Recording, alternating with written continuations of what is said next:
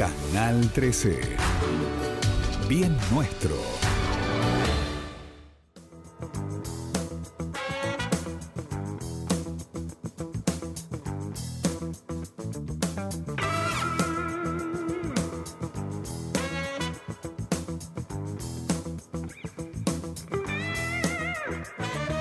Hola, buenas noches. ¿Cómo les va? Aquí estamos, como todas las semanas, tratando de compartir el análisis de esto que nos toca vivir a los argentinos en general, a los puntanos en particular.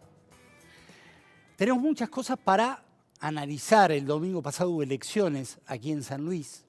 Ganó el Partido Justicialista, ratificando lo que fue la elección del 22 de octubre. De este tema vamos a hablar, por supuesto.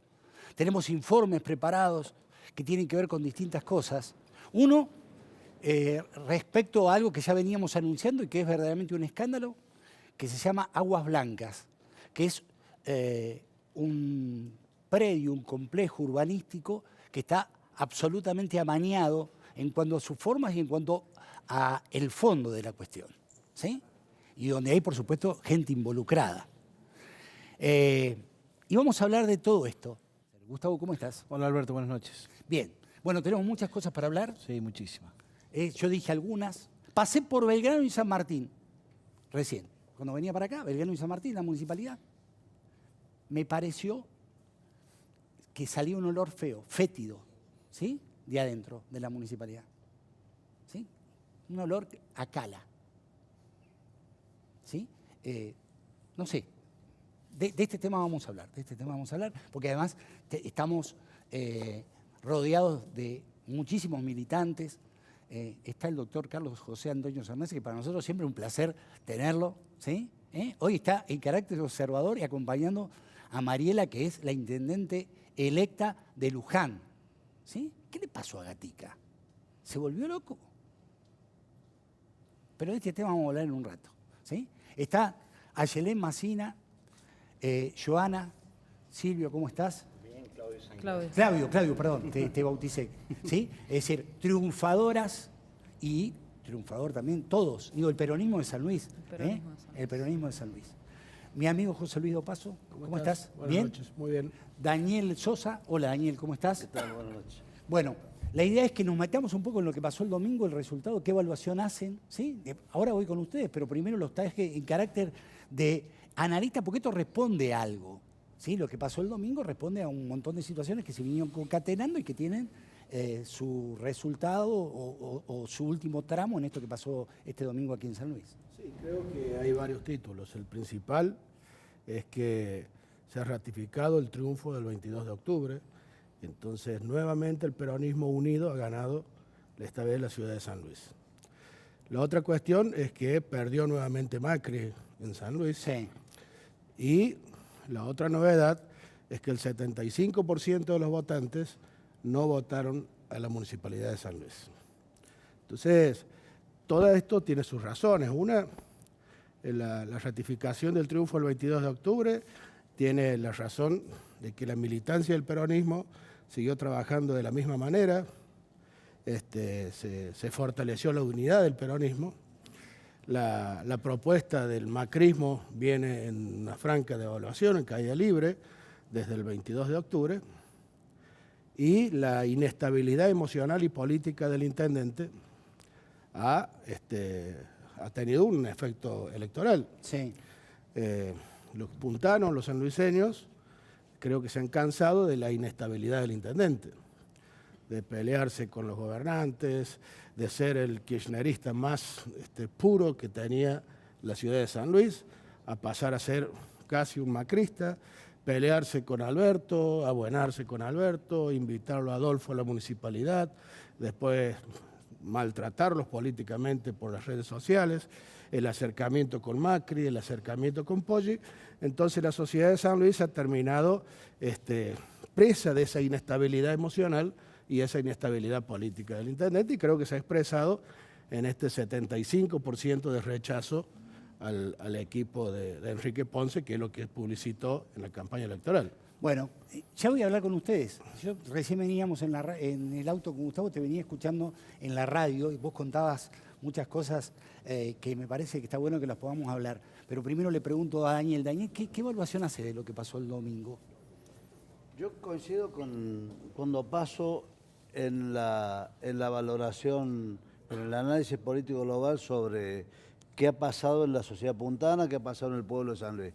Y le agrego también de que hay un descuido del territorio afuera de las 4 avenidas, que por ahí la gestión solamente no alcanza, donde hace falta también discutir la política vecinal desde otros aspectos. Me parece que ahí ha habido una contradicción en el trabajo que había hecho, pues que lo había hecho bastante bien. Fue reelecto por el 51%. Sí, claro. Cuando una persona tiene el 51% de los votos y es reelecta es porque ha tenido las políticas correctas. Cuando vos no tenés votos quedás a la intemperie. Es así de sencillo. Y creo que ese es el tema de fondo, porque me parece que en un tiempo esta parte, por las razones que explicó el negro y otras, ha priorizado ¿Qué otras, otro Daniel? tipo de políticas. ¿Qué otras? A mí me parece que hay una incorrecta valoración política primero con respecto a la mirada del peronismo. Sí.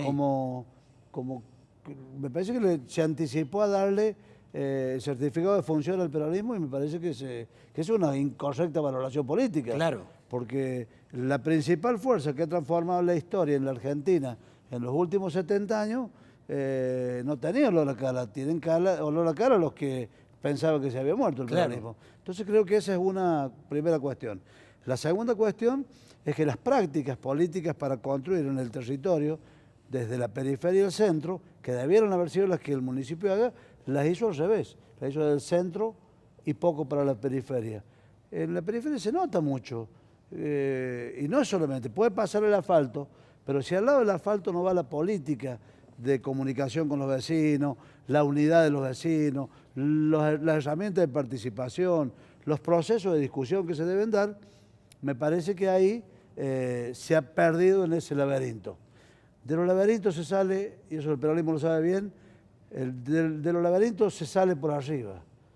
Es la única manera de cortar camino y no perder el tiempo. Claro. Y ahí me parece que se confundió porque se armó una estructura política. Yo participé en la construcción del Somos Todos, que era una herramienta electoral interesante, pero que se encajó en el medio de una polarización muy fuerte y que terminó pulverizándolo. Digo, coincidí con lo que dice José Luis respecto a la ratificación de lo que fue el 22 de octubre, que para el peronismo fue una jornada gloriosa, ¿sí?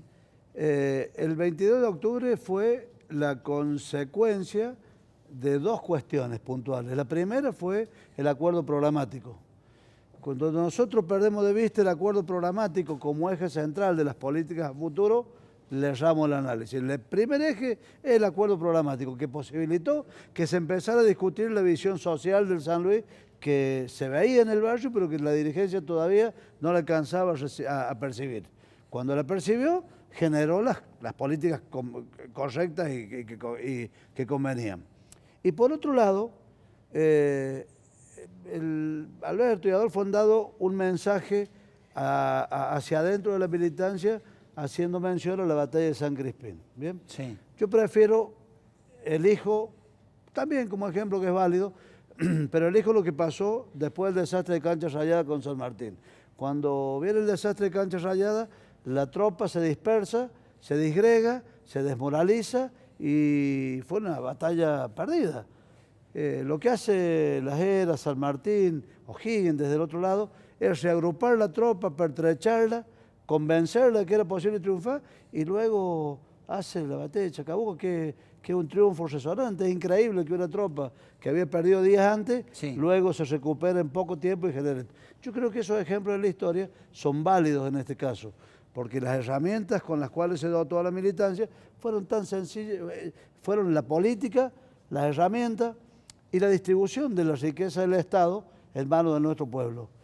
Yo cuando escucho a los progres que critican la distribución de la riqueza hacia los actores más desposeídos, les manifiesto lo siguiente: es mejor que esté en las manos de nuestros vecinos y no en Bahamas o en Panamá, porque de esa manera nosotros refinanciamos la sociedad puntana, que vuelve a hacer funcionar toda una cuestión. Te voy a contar un ejemplo concreto al respecto, que el otro día lo mencioné. El día domingo de la elección, Yo estoy instalado en una zona que tiene problemas, que es el barrio República. Sí. Estoy trabajando ahí. Me duele muchísimo que no tengan agua nuestros vecinos, que hoy estén sin agua. Está el Estado provincial enviando camiones para ir surtiéndole a los tachos.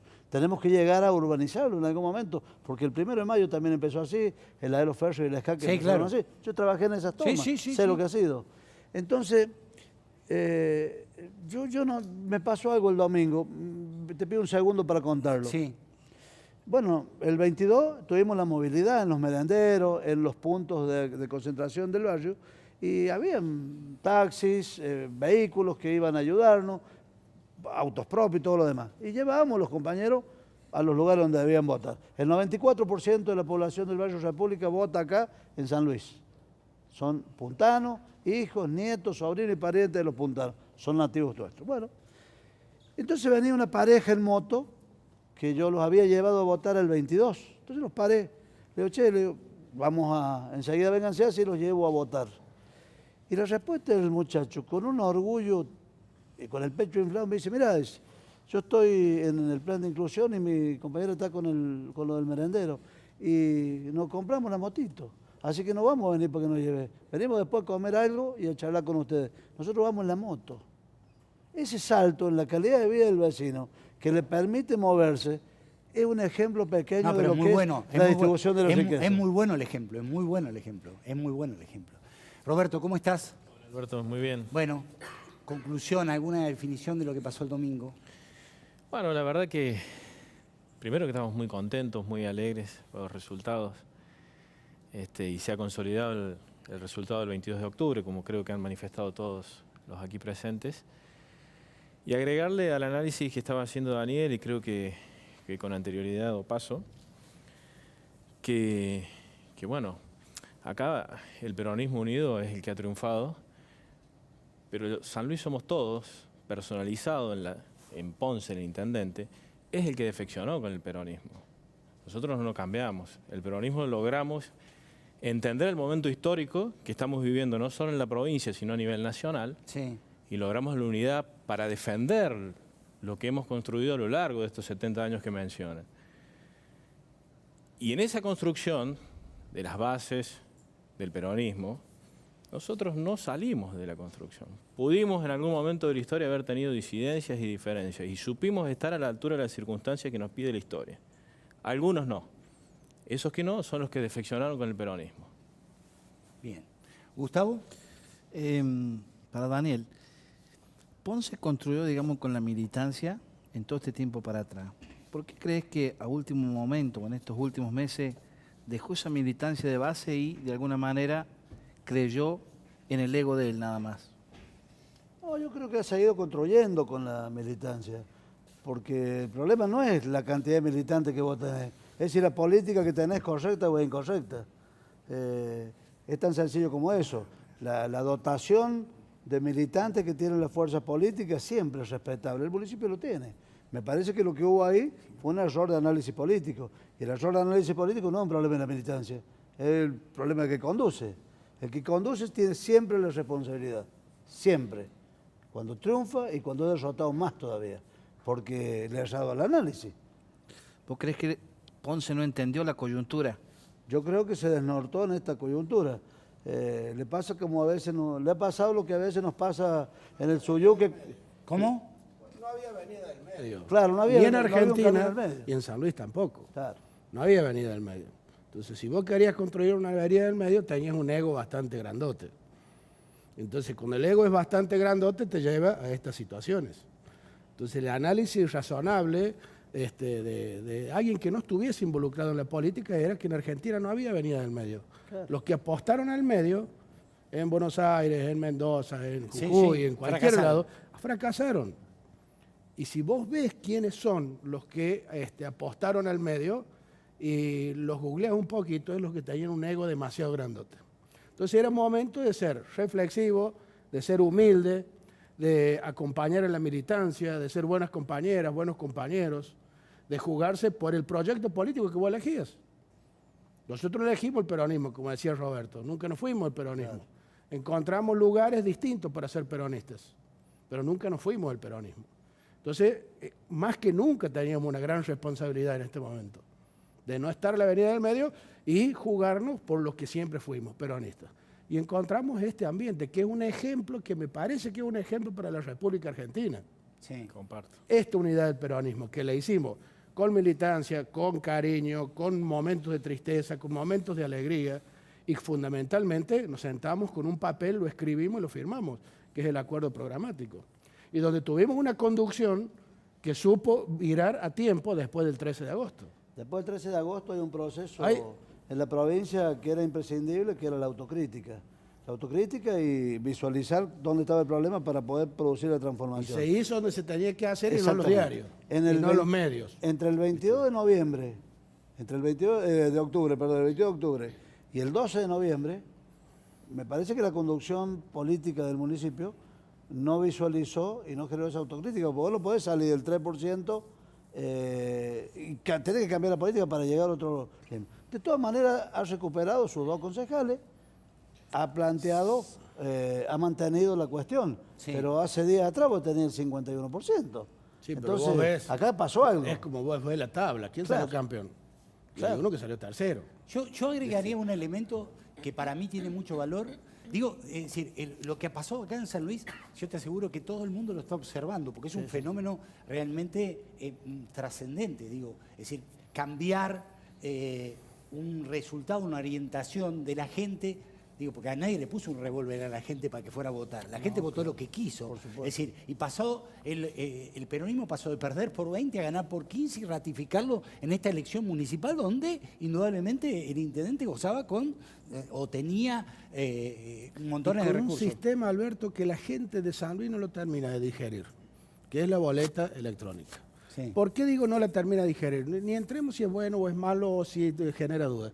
No la termina de digerir porque va a votar el 55% o el 57%, el 43% queda afuera. Sí. Habría Lo que que ver pasa- lo quién que- es el que quedó afuera también. Claro, yo quiero decir, respecto a esto, nosotros tenemos un informe y yo quiero que lo compartamos. Pero quiero decir algo sumándome o cabalgando sobre lo que vos decías, y te pido, Gustavo, que te sumes. Es decir, me parece a mí que lo que nosotros podemos analizar de lo que pasó en San Luis, tanto el 22 de octubre, Daniel, como ahora el 12 de noviembre, es que la gente, indefectiblemente, cuando visualiza que alguien es capaz de traicionar, de morderle la mano a aquel que le posibilitó ser, comer y demás, y desarrollarse, ese tipo de cosas no las tolera.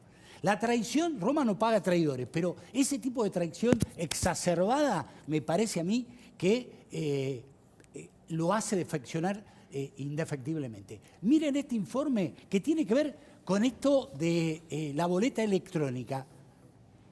Saquemos conclusiones. Miren.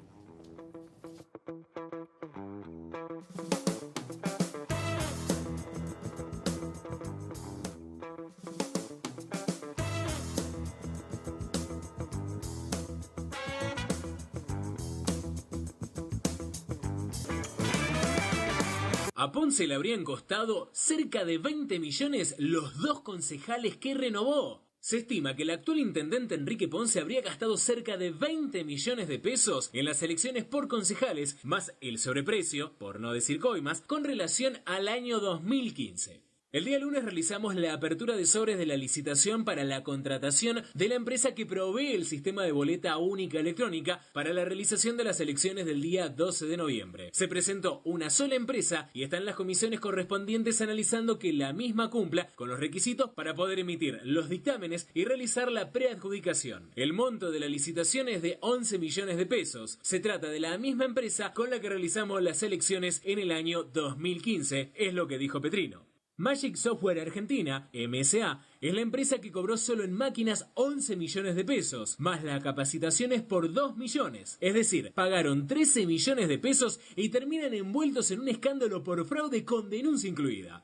Luego están los otros gastos, a saber, Correo Andriani, 1.700.000 pesos, Correo Argentino, 270.000 pesos, presidentes y vicepresidentes de mesas, 1.350.000 pesos, técnicos y delegados del Tribunal Electoral Municipal, 270.000 pesos, más algún extra como las viandas para 900 personas que trabajaron el domingo 12 y gastos varios que por supuesto no estarían especificados. El detalle del sobreprecio lo marca que en el año 2015 las máquinas costaron 6.800.000 pesos e incluía capacitaciones. Este año no. El monto aparte fueron 2 millones como ya lo hemos mencionado. Queda claro que con todas estas maniobras, Ponce pretendía ganar, pero el ojo atento de los fiscales de mesa lo impidieron, ganando limpiamente el Partido Justicialista con casi un 35% de los votos. Como dicen en la MUNI, Ponce, LTA.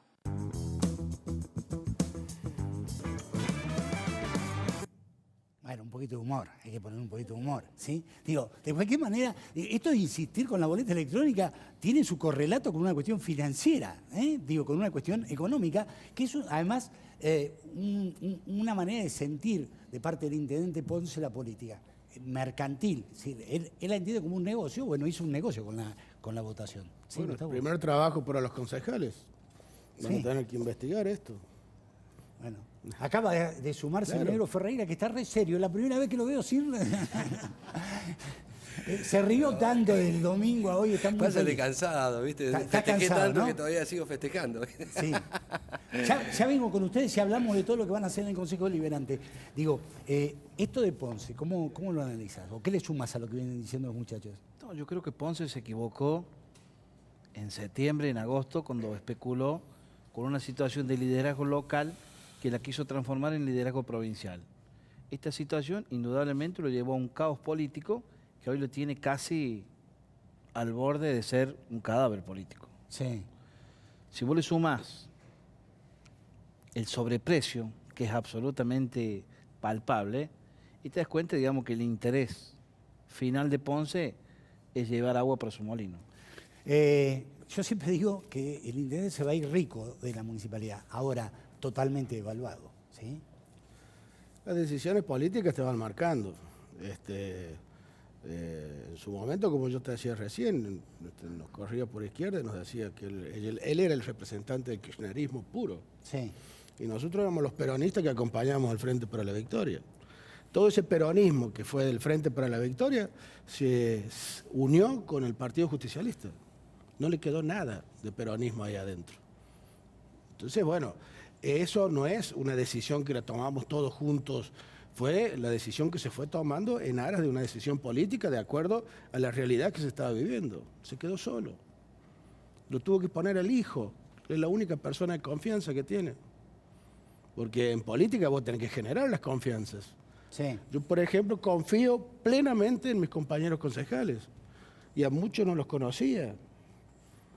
Sí. Y cuando nos sentamos a conversar, sobre todo con las chicas, por las cuestiones del consejo, les traté de dar todo lo que tenía en una demostración de absoluta confianza. Porque para que ellas también me tengan confianza y uno devolverles confianza. La política es una sucesión de gestos de confianza. Claro. No es, si yo entonces lo pongo a mi hijo. Si mi hijo quiere hacer política, que ojalá me esté escuchando que la política es una sucesión de gestos. Sí.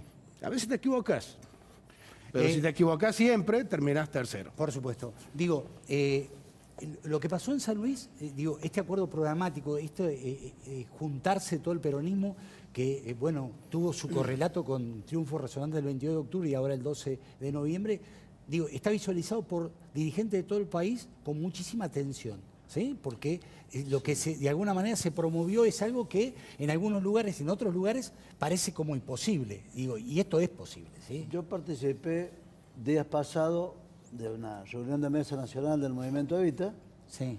y el eje central de la discusión fue lo que había pasado en San Luis, porque era prácticamente considerado imposible. Después del 13 de agosto tuvimos una reunión donde los muchachos decían, bueno, mira, ustedes van camino a caerse electoralmente porque se va a ratificar o se va a achicar y no va a alcanzar. Y yo decía, bueno, vamos a ver, porque en definitiva hay alguna razón por la cual un esquema de gobierno ha triunfado durante 34 años. Yo me cascoteaba, me peleaba, nos hemos distanciado, pero nunca hemos dejado de reconocer la efectividad de las políticas que hacían de que en las mesas del centro y las mesas del barrio tuvieran la misma cantidad de votos. Había alguna política que superaba lo que uno proponía y estaba bueno, eso estaba bien. Bueno, entonces en ese contexto le decía, vamos a esperar qué sucede. porque además también había una intuición. Acá pasó algo que es el otro elemento.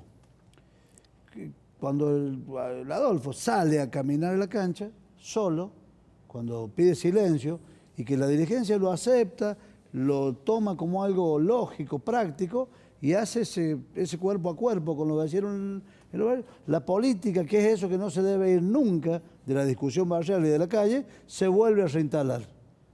Y creo que ese envión de la discusión política en la calle es responsabilidad del conjunto de la dirigencia para verlo. No lo ha hecho ninguna provincia en el país, donde ha confiado más en los encuestadores, ha confiado más en los aparatos mediáticos y ha confiado más en los gurúes que dicen y dan consejos de qué hay que hacer. Yo creo que lo que hay que hacer en todos los casos siempre es lo que hizo el Adolfo, sentarse con la compañera del barrio, que tiene un problema para que se lo cuente y ver cómo lo resuelve. Y generar esa empatía que se transforma en energía política. Porque si no le erramos, le trasladamos la política a los cachivaches de los aparatos y termina perdiéndose la esencia de la política. En el barrio los vecinos la charlan de esa forma. Claro. Cuando discuten cómo comen entre ellas, las vecinas que se prestan una papa, una cebolla, un paquete de fideos para ver cómo paran la olla, están generando esa empatía y ese proceso de discusión.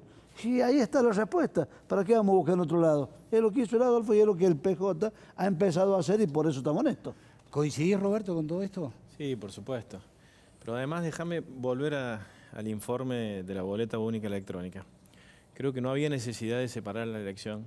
Creo que no había necesidad de implementar este sistema y obviamente que ha significado un gasto para todos los puntanos exagerado.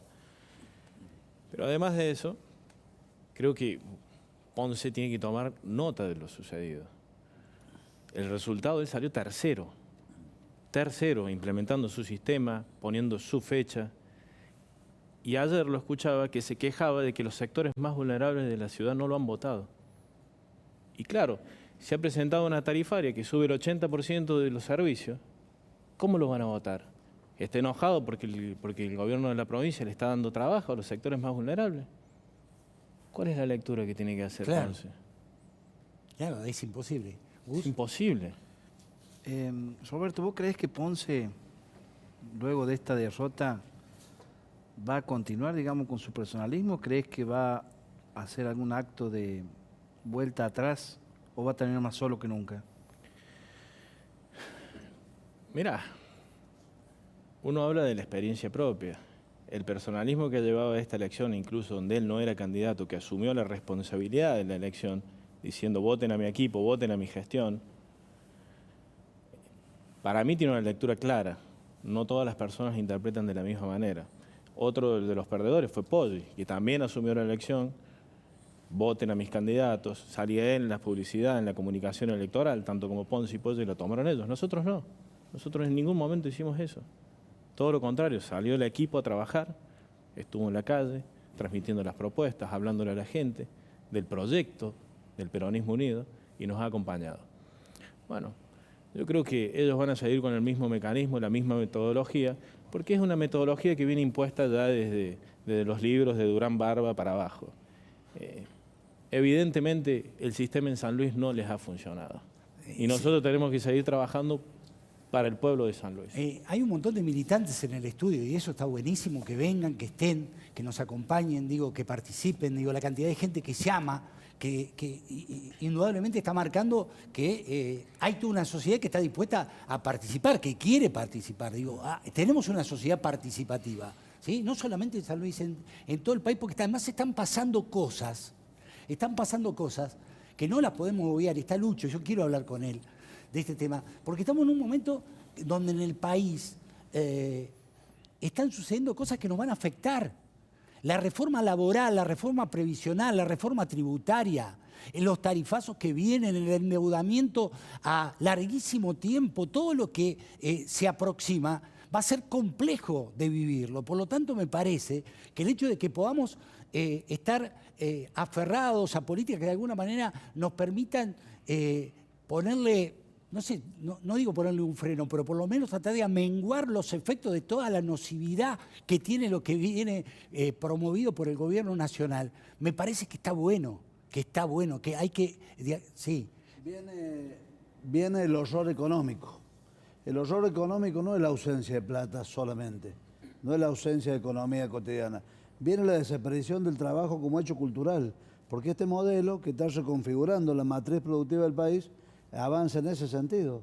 Acá lo que se viene es algo que no es los 90 con el final que tuvo, porque esta es otra derecha, este es otro mecanismo de construcción de los grupos oligárquicos y tienen como enemigo principal al peronismo. El único freno que tiene esta estructura es el pueblo organizado, movilizado y conducido, y el peronismo con los dirigentes gremiales a la cabeza para resolver este problema. No es otra la discusión, ¿eh? Seguro. Quien crea que es otra la discusión se equivoca de cabo a rabo. Por eso pasan las cosas que pasan electoralmente acá. Claro. Y bueno, volvemos al tema de la avenida del medio. Roberto decía algo que es cierto.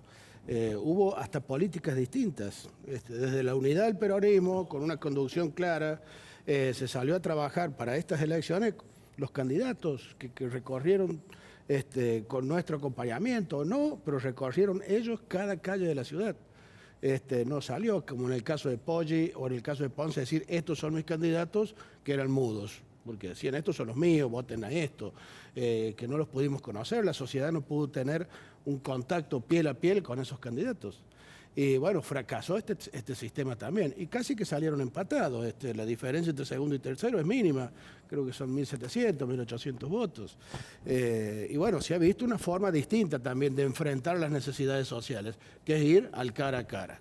Pero también en una elección donde el intendente puso la fecha, puso la cancha, jugó de local, puso los árbitros, puso todo, y encima perdió. Entonces, es como... Lo que representa un enorme desafío de cara al 2019. Claro, ¿sí? lo parafraseo desde lo deportivo para que se entienda. Claro. Que se puso la fecha, la cancha, los árbitros, no dejaba entrar al público visitante y perdió y salió tercero. La campaña del 2019 empezó el día lunes siguiente a la elección municipal, el 13 de agosto, ahora de noviembre, ya empezamos a discutir la elección del 2019. Y está bien que pase. Por eso es que vos decías recién, la politización que tiene nuestro pueblo y la necesidad de discutirlo. Ya se empieza a discutir en el barrio. Y está bueno que pase eso. Siempre que se ausenta la política, terminamos metidos en problemas. Cuando la política está presente en el territorio, ahí es donde nos elevamos. Y eso es lo bueno. Me encantó que vinieran. Gracias a los tres. Gracias, buenas noches. Está bueno todo esto, ¿no? Muy bueno. Muy bueno. Yo te voy a despedir a vos, que sos mi amigo. Es decir, y me quedo acá con los concejales. Lo bien que haces, quédate con ellos. Bueno, chao. gracias. Chao, chicos, hasta luego.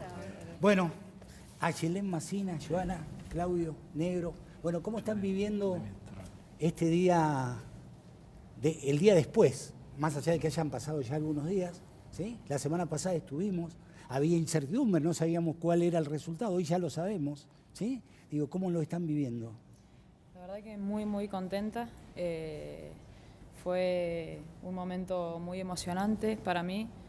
Son mis primeros pasos en la política, así que la verdad que mucho orgullo de representar a este partido, mucho orgullo también por mis compañeros. Sí. Y como escuchaba recién, hicimos una campaña humilde, hicimos una campaña desde abajo, siempre cerca del vecino, siempre cerca de la gente. Y es lo que vamos a seguir haciendo. Te venía escuchando recién en la radio, veníamos con Gustavo y te estábamos escuchando. Sí. Y veníamos, bueno, contando de alguna... Vos contabas cómo había surgido todo esto, ¿sí? De dónde venías, qué es lo que estabas haciendo, lo de la Secretaría de la Juventud, de la recorrida por los barrios, ¿qué es lo que rescatás? Digo, de todo eso, que son cosas que indudablemente se van juntando y van generando esto, ¿no? Digo, ¿qué es lo que rescatás? ¿Sos representante de la Secretaría de la Juventud aquí en el departamento de Pueyrredón? Es decir, los jóvenes de alguna manera te acompañaron, pero también vos contabas de otras inquietudes que han ido surgiendo a partir de tu intromisión en la política. Sí, bueno, como contaba hoy en la radio, la verdad que bueno, yo empecé a trabajar en la Universidad de La Punta, siempre tuve un acercamiento con los vecinos, con el barrio. Después, bueno, me llaman para trabajar en la Secretaría de la Juventud. Yo creo que este acercamiento a los jóvenes ha sido muy, muy importante y fue la juventud también la que nos apoyó en estas elecciones. De hecho, te cuento algo que me pasó que me emocionó mucho. El día de la elección llego a votar a mi escuela y tengo en la puerta un montón de jóvenes esperándome que sabían mi horario de votación, sabían mi escuela, y los vi, en el primer momento que los vi realmente me emocioné, o sea, los ojos llenos de lágrimas. Para mí esto realmente es muy importante, estoy muy oxigenada, primero por ser joven, tengo que seguir estudiando obviamente y seguir aprendiendo. Sí. Ahí está Lucho Martínez, una persona que nos ha ayudado mucho, un dirigente importante que cada vez que tenemos un problema levantamos el teléfono y lo llamamos a él. La política. Además, Lucho sabe de todo, así que le puede preguntar sabe de cualquier todo, cosa. el libro gordo del petete, Lucho, lo que le pregunte Sí. lo sabe. Pero bueno, podemos tener errores como jóvenes, pero lo importante es seguir aprendiendo. Como decía en la radio, la verdad que a veces tener un estudio te da ciertos conocimientos, ciertos talentos, ciertas habilidades, pero lo mejor y lo realmente verídico se aprende en la calle, y eso es lo que hemos estado haciendo, tener ese contacto, ese vínculo y ese tacto con la gente que es lo que te da la posta, por así decirlo. Joana, ¿cómo estás viviendo? Digo, ¿cómo viviste el triunfo y cómo estás viviendo el hoy? ¿Sí? Y la verdad que estoy muy feliz de tener el equipo que tengo. La verdad que hemos trabajado muchísimo, muchísimo. Y creo que sin el apoyo de la familia esto a veces se hace imposible. Y sumarle a todo esto el apoyo de la juventud, como decía Yalén, fue muy cuestionado hoy en día el voto electrónico, ¿sí? Y como siempre dice el doctor Alberto, nosotros somos nativos digitales. Entonces, realmente no fue una barrera para nosotros el voto electrónico, perdón. Realmente hoy en día todos nos comunicamos por WhatsApp. Nosotros más los jóvenes tenemos 200 grupos de WhatsApp. No, pero lo que nosotros quisimos mostrar, sí, digo, para que quede claro, lo que nosotros quisimos mostrar fue que atrás del voto electrónico, que Ponce lo planteó como algo superador, había un negocio. Negociado. Un negociado, Sí, sí. eso es lo Sí, que sí. quisimos mostrar. No es que es un gran político que tiene exacerbada noción de lo que significa la política y en este caso, digo... Sí, no, por supuesto. De hecho, nosotros, bueno, yo en las escuelas donde recorrí el domingo, mucha gente se iba muy molesta por la metodología que se estaba utilizando. Y realmente era el rechazo a eso también. O sea, son varias las caras para tener en cuenta en relación al voto electrónico. Pero por eso digo, ahora empieza un nuevo desafío que es estar en el Consejo Deliberante, representar los intereses de la gente, de tratar de vincularse con lo que son sus necesidades. Por supuesto. Claudio no ingresó... Yo más que todo, claro, quería agradecer a nuestros compañeros de la lista, a todos en especial, y a nuestros vecinos que confiaron en nuestro candidato. Nada más. Pero eso es muchísimo. Es tremendo. Está Agustina ahí enfócamela, está Agustina, que también fue candidata, no quiso pasar, pero nosotros la saludamos de acá porque también trabajó mucho, digo, todos trabajaron mucho. Negrura, contame cómo estás viviendo esto, ¿sí? Negrura, me encantó esa palabra. Ya nos vamos a poner blanco. No, vos no podés, vos tenés que seguir así, que hasta ahora te he ido bárbaro, Bueno, hermano. está bien, estaba por ponerme lente de contacto verdes. Bueno, está bien, no querés que me transforme. No. Bueno, yo la verdad que bueno, muy contento, muy contento. Es una experiencia nueva para mí, como decía allí, que la verdad que es un camino que ahora hay que enfrentar y bueno, con responsabilidad sobre todo. Y con diálogo con la gente, ¿no? Es algo que yo no quisiera perder en este camino, si Dios me da vida en los 4 años, de no perder contacto con la gente, de seguir visitándolo, de seguir reunirme con ellos, estar en charla, comentarles en reuniones cómo va la situación, de sus inquietudes que ellos nos dijeron ahora en la campaña, porque no hay que olvidarse de eso es muy importante, eso lo tenemos que guardar dentro y llevarlo dentro del consejo. Después, bueno, se dialogará adentro, ¿no? Porque no hay que pelear, hay que dialogar adentro para que todos los abracemos y podamos darle la solución al vecino, que eso es lo más principal, ¿no? Acá no importa qué diferencia de pensamiento tenga cada uno, pero hay que pensar en el vecino, nada más. Y bueno, yo voy a seguir caminando. Ayer anduve visitando con alguien, tuvimos ahí una choripaneada, los recibieron en un barrio hermoso, con la gente disfrutando. Bueno, este es el momento del disfrute. Totalmente, ¿sí? totalmente. Ando en el centro también caminando Y bueno, también están las miradas, ¿no? Las miradas de alegría, negro, te felicito, qué lindo. Y después tener la mirada del desprecio también, ¿viste? Pero no importa, ¿viste? Es así, yo también levanto la mano y los saludo a todos, ¿viste? Así que eso es bueno, ¿no? Dialogar con la gente y no llevarse mal con nadie. Así, muy, muy contento, hemos caminado con los chicos tremendamente. Te digo, como dije el otro día, calzo 40 y me quedó la pata 44 ahora, ¿viste?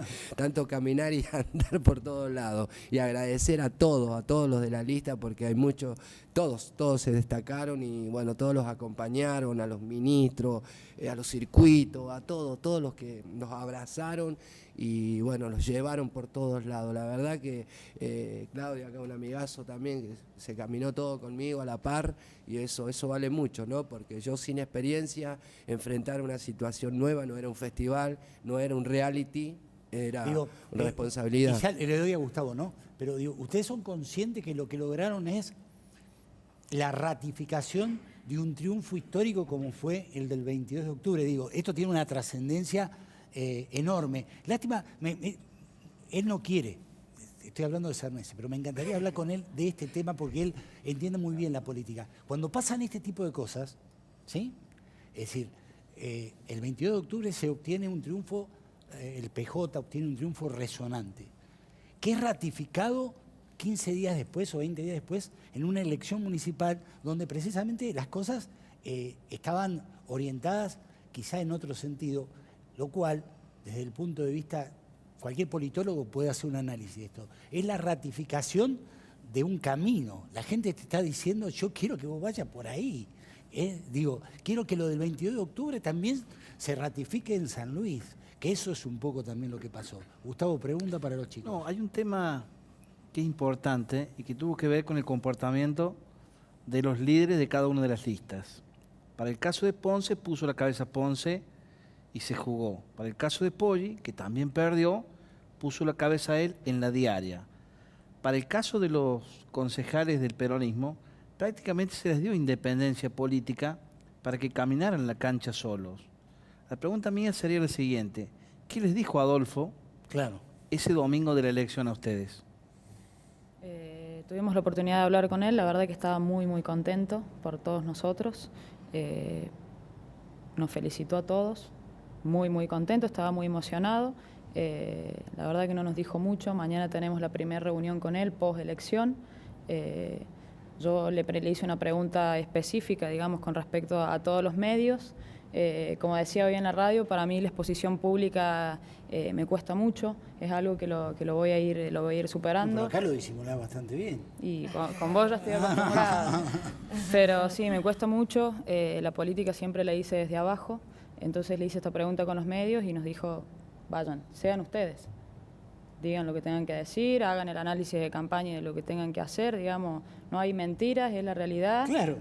No hay nada que... Hay que contar la verdad, nada más. Hay que contar la verdad. La verdad de cada uno. Exactamente. ¿A vos qué te dijo, Negro? No, yo hablé muy poco con él, muy poquito, pero sí me recibió con un abrazo, muy lindo, muy linda victoria, me dijo. Y nada, después lo sacamos un par de fotos. Eso fue lo que hablé con él, pero una gran alegría. Bien, quiero que charlemos, que te quedes un rato con nosotros, que hablemos de muchas cosas que están pasando en el país. Yo no sé con qué cámara voy, me perdí, ¿sí? Ahí está. Bueno, ¿cómo analizás lo que pasó el domingo? Vos tuviste mucho que ver, ¿sí? Porque estuviste en contacto directo con los chicos permanentemente, ¿sí? Me parece que fue una exageración lo de los chicos. El cuerpo lo pusieron ellos. Yo creo que tiene una lógica. Cuando pasó lo del 13 de agosto, ¿te acordás que yo te comentaba que tenía la absoluta claridad de que el resultado de agosto no era un resultado político? Era un resultado que tenía que ver con un mensaje y un llamado de atención hacia nosotros mismos, pero nunca se había roto en ese mensaje la confianza de que seamos nosotros quienes estemos al frente de las soluciones de la gente. Después de que tomamos ese mensaje en agosto, nosotros pudimos entender que había una realidad que por supuesto tiene que ver con la Argentina, que tiene que ver con San Luis, pero nos estaban pidiendo que seamos nosotros quienes conduciéramos esta solución a muchas cuestiones sociales que pasaban en las cosas más básicas, que tenían que ver desde el trabajo, desde la vivienda, una serie de cosas que alguien podría interpretarlas como que se trataba de clientelismo, porque muchos lo definieron de esa manera, pero nosotros tenemos la convicción de que en una familia que falta un trabajo y que en las condiciones nacionales que estamos viviendo, dar un trabajo, eso no es clientelismo, es una obligación. Cuando desde el otro lado están cerrando puestos de trabajo o están haciendo un ajuste espantoso en lo tributario, fíjate lo que pasaba hoy con las provincias. Es muy raro que las provincias hagan un llamado, se junten y llamen a las autoridades para decirle, muchachos, se equivocaron de vuelta. Es muy difícil eso. Esto no pasa en cualquier lugar del mundo, pasa solamente acá con Macri.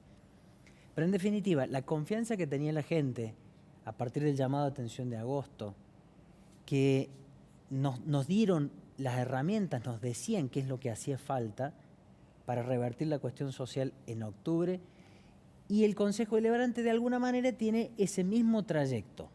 Saben quiénes están en condiciones de representar y quiénes están en condiciones de luchar por sus derechos, pelear por la ciudad de San Luis. Yo creo que la gente no se olvida lo importante que fue en algún momento cuando la provincia y la ciudad de San Luis estaban juntas. Sí. Me refiero hasta en lo político. El trayecto de progreso era enorme. Y la gente sabe, y yo creo que aspira y está empezando a razonar la vuelta a eso. Y estoy convencido que los chicos, desde la espontaneidad, desde la frescura, porque ellos no tienen la cabeza formateada, y eso fue muy importante. Porque al tener la cabeza sin formato, me refiero sin formato político, el formato político lo tienen, pero la experiencia social se la estaba dando la misma gente. Claro. Entonces encontró en ellos quien los escuchaba de verdad, sin discurso, no estaban preformateados. Y esto fue muy importante, porque la gente, como confió en los diputados en octubre, como confió en Adolfo también, confió en los concejales, porque saben que ellos tienen esta cuestión de, saben quién tienen de atrás como respaldo, saben que son chicos jóvenes que van a dar todo sin formato previo, sin prejuicios. Claro. O sea que hay una continuidad en la confianza. Lucho, vos sos un hombre de experiencia política a pesar de ser joven. ¿Por qué crees que la gente de San Luis le dijo que sí a Adolfo y le dijo que no a Poggi y le dijo que no a Ponce? Vuelvo a insistir. El puntano tiene en la retina muchas cosas, principalmente el pasado. Tiene el pasado de San Luis, tiene el presente de San Luis, pero también tiene el presente nacional. Lo tiene muy presente. Entonces saben que hay una manera de pensar, una manera de hacer las cosas, que está representada por el peronismo. Yo siempre digo que el peronismo, más allá de un fenómeno histórico, es una doctrina absolutamente presente. Y hay quienes se encargan de decir que era solo un dato del pasado. Y no, se equivocan. Yo les dije, cuando a vos te preguntan si te gusta tomar decisiones todos los días, estás hablando de peronismo, porque estás hablando ni más ni menos que de soberanía política. Cuando te preguntan a vos si tenés los bienes necesarios, tenés los recursos necesarios para llevar adelante tu vida, vos necesitas tenerlos, y eso es la independencia económica. Y cuando te preguntan si el medio te resulta hostil y te da las condiciones necesarias para que vos puedas progresar, eso es justicia social. Entonces, nosotros que lo tenemos absolutamente claro, sabemos que el peronismo es una descripción de lo que te pasa a vos, de lo que le pasa a él, de lo que le pasa a cada vecino. Entonces es muy difícil ir en contra del peronismo, porque es una descripción absolutamente humana. Y cuando nosotros tomamos decisiones de contención social, lo hacemos con el corazón, porque sabemos que la justicia social empieza en la casa, empieza con un trabajo, con la construcción de viviendas. Y creo que esta fue la explicación. Hay quienes se apartaron de lo esencial, hay quienes por acomodarse políticamente perdieron de vista. Me refiero hasta el mismo ex gobernador, es decir, él mostró, puso a flor de piel que la conveniencia personal, su ombligocentrismo, estaba muy por encima de las necesidades de su gente. Abandonó incluso la defensa de San Luis por representar él algo políticamente que no conmovía a nadie. Y le pasó, al intendente Ponce le pasó lo mismo. Entró en un juego de banalidad, de personalidad, y se olvidó de las cuestiones esenciales. y la gente te percibe, la gente no es sonsa, te percibe en la calle, te percibe cómo actuás, te percibe con quién te juntás, lo que decís.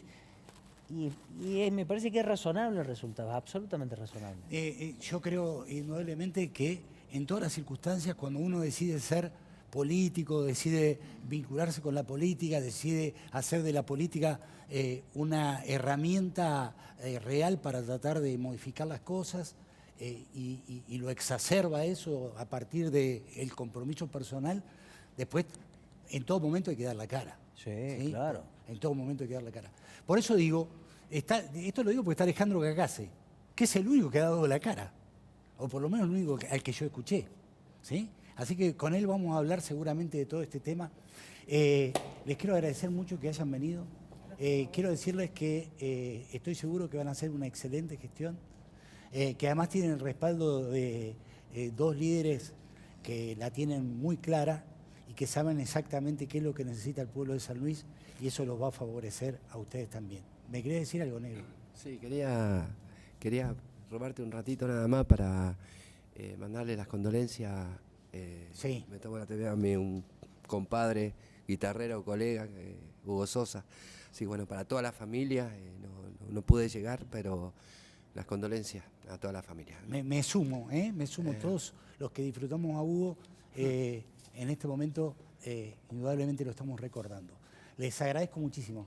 Me encanta que hayan venido y les deseamos con Gustavo muchos éxitos, ¿sí? Que eso de alguna manera va a redundar seguramente en mejores alternativas para la gente de San Luis, ¿sí? Que es lo que importa en última instancia, ¿o no? ¿Sí? Nos vamos con este informe y cuando volvamos está Mariela Páez, intendente electa de Luján. Es decir, hizo una excelente elección. Con ella vamos a hablar. Está Ale Cacase, con él vamos a hablar de todo lo que está pasando en el país, que es mucho. Ayer en nuestro programa en CN23 estuvo Cristian D'Alessandro, que es un abogado previsionalista, ¿sí? Estuvo también la hermana de los Barros Echeloto, que es, esta es la nota de color, que es diputada electa de Cambiemos, bravísima, más o menos como los mellizos. Pero Cristian D'Alessandro, que es abogado previsionalista, nos puso en situación de lo que viene, de lo que está proponiendo realmente el gobierno, y es complejo, porque los que son jubilados hoy, de alguna manera lo van a padecer, y los que no lo somos, pero que en algún momento lo vamos a hacer, también lo vamos a padecer. Por lo tanto, de este tema tenemos que hablar con Ale, que siempre da la cara y seguramente debe tener una respuesta para esto, ¿o no, Lucho? ¿Sí? ¿Tu compañero? Seguramente. ¿Sí? ¿Van a seguir los dos? Seguimos los dos. ¿Está bueno tenerlo en la cámara o no? Sí, por supuesto, siempre es bueno tener un contrapunto. Claro. Siempre, porque entre el blanco y el negro se descubren los grises. Entonces siempre es bueno, además, esto que pasó en San Luis tiene que ver con una mirada nacional y una mirada de protección local. Y la gente, cuando decidió protegerse acá, sabe lo que está pasando allá. Entonces ese contrapunto es bueno para tomar decisiones. Bueno, nos vamos con este informe, pero antes anticipamos algo. Hicimos un informe de una mujer que tiene un nombre histórico, es decir, por lo menos para los puntanos y para los argentinos todos. Se llama Gatica, Eva Gatica, ¿sí? Eva Gatica es la hija del mono Gatica, quien restituyó o quien hizo todo lo necesario para restituir los restos del mono Gatica fue Alberto Rodríguez A. Y ella, de alguna manera, se sumó a todo esto. ¿Qué pasó después? Eva Gatica era casi la ministra de Deportes de Claudio Poggi. En su época, prácticamente manejó el ministerio de una manera donde colmó sus vanidades personales y profesionales, entre paréntesis, que la llevaron a gastarse absolutamente todo. Si uno mira, digamos, lo que gastó Eva Gatica en aviones, en el trayecto en que ella estuvo contratada, digamos, por el ministerio, y hoy tendría que haber un ring por cada localidad de la provincia. Bueno, lo vamos a ver en un ratito. Ustedes me van a decir, pero es un personaje menor. Sí lo es, pero es un ejemplo que de alguna manera valida muchas de las cosas que nosotros venimos diciendo. ¿Sí? Que vino a hacer campaña por Poggi y que vino a hacer campaña, digamos, radial, mediática, por la gente de Cambiemos. Informe, lo vemos.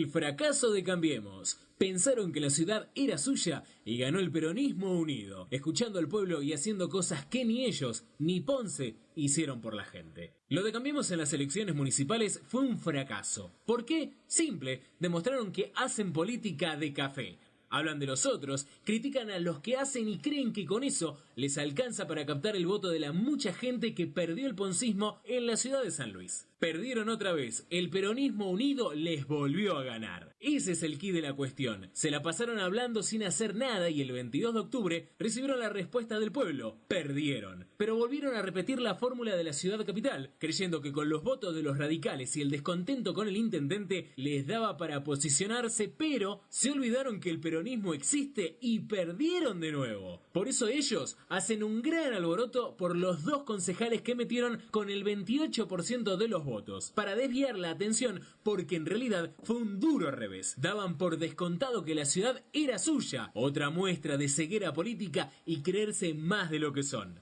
Tras esta segunda derrota, en la UCR analizan que otra vez nada le sumó que Poggi hiciera campaña. Es más, un quevedista se preguntó preocupado luego de ver los resultados finales: Poggi hizo campaña, el Adolfo no, y nos ganaron igual. Lo de Poggi no alcanzó ni siquiera para seducir al electorado para que vaya a votar. ¿Para qué los tenemos entonces pegados a nosotros?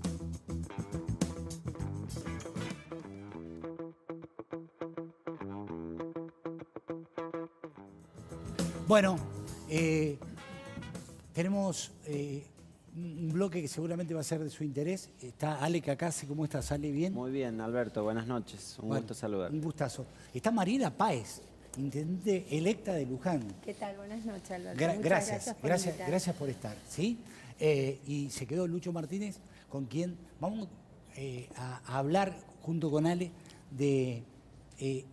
yo les pido que hablemos de la reforma laboral, la reforma previsional, la reforma tributaria, todo esto que nos está proponiendo el gobierno, que por otra parte, en algunos de los temas, ya la cosa tiene estado legislativo, por lo tanto está en el marco del debate. El debate ya, digo, todos los programas de estas características promueven este tipo de debate porque es lo que nos va a tocar vivir. Pero antes de todo esto, yo les propongo que vean este informe que hemos preparado, el boom boom de la noticia política. Mírenlo. 1989. Ocupación, empresario, corrupción en contrato de obras públicas sin licitación. 2001. Ocupación, empresario, procesado por contrabando. 2002. Ocupación, presidente de Boca Juniors, procesado por sobreprecios y administración fraudulenta. 2010. Ocupación, jefe de gobierno porteño, procesado por abuso de autoridad, escuchas ilegales y asociación ilícita.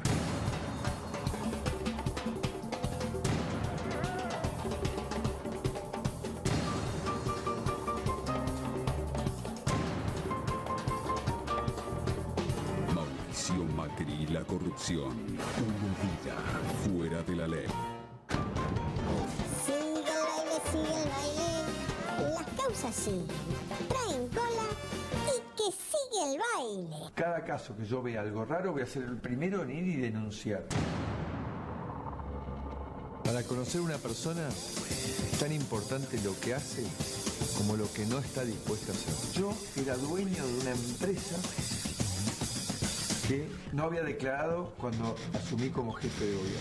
Cuando uno evade, cuando uno esconde ese dinero, como mínimo está evadiendo el impuesto a las ganancias, que es el 35%. Y que me lo escuchen hasta aquellos que están allá al fondo. Siga el baile, siga el baile. Sí, Mauri, ya lo escuchaba. Todo en tu gobierno es medio...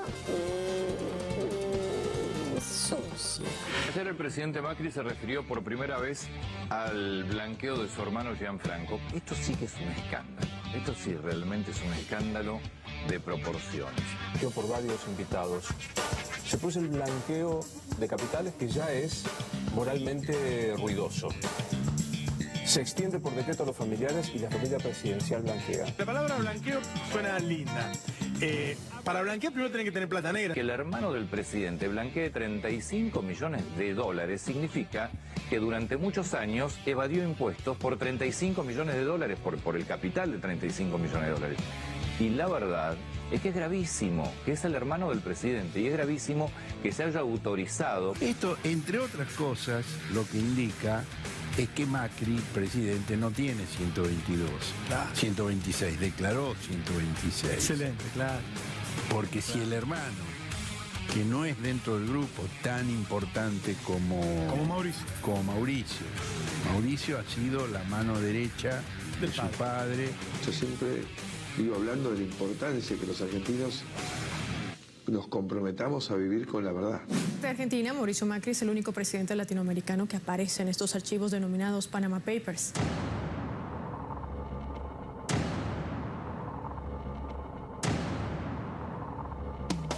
Ay, Mauri, así es la cosa. Tu hermano, tu papá y todos los amiguitos de Mauri están invitados al Salón de la Repartija. Hay un tema que parece cerrado y se vuelve a abrir todo el tiempo.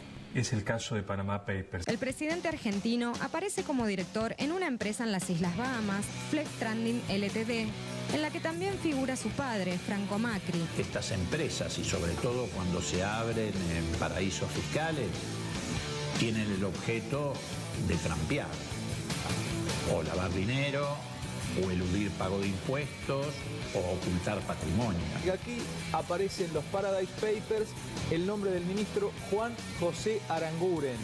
Al nombre de Caputo ahora se suma el del ministro de Energía, Juan José Aranguren, en los Paradise Papers. ¿Qué tal, vicepresidenta? ¿Cómo está? Buen día. ¿Qué nos puede decir?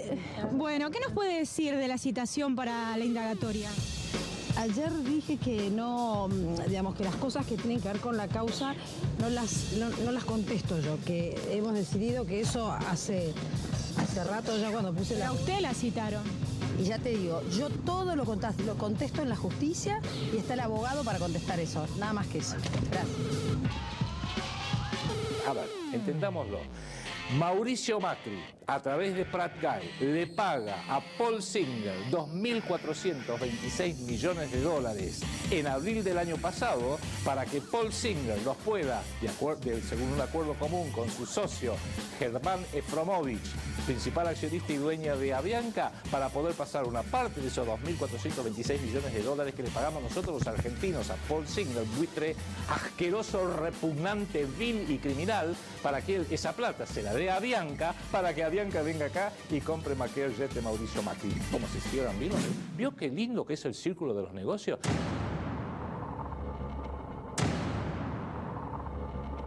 Esa sociedad offshore de la cual Aranguren había sido director, digamos, hace unos 15 años, cuando él era ejecutivo de Shell antes de venir a Argentina, ganó 13 contrataciones para proveer gasoil al Estado.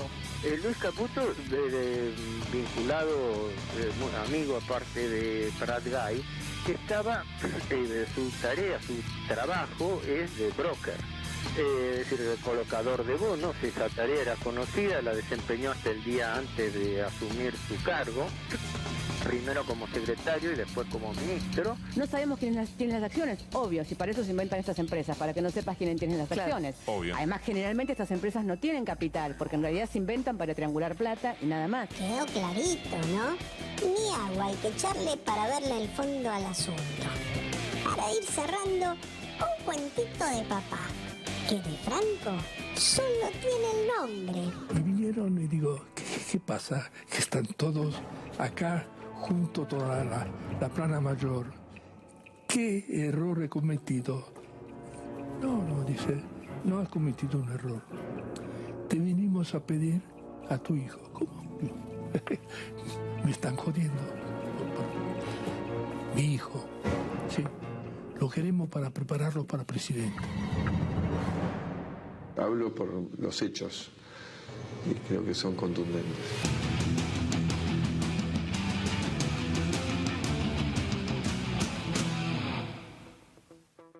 Bueno, qué bravo ese informe, ¿no? Que acabamos de ver. Pesado y duro. Pesado y duro. Bueno, ¿algo para decir?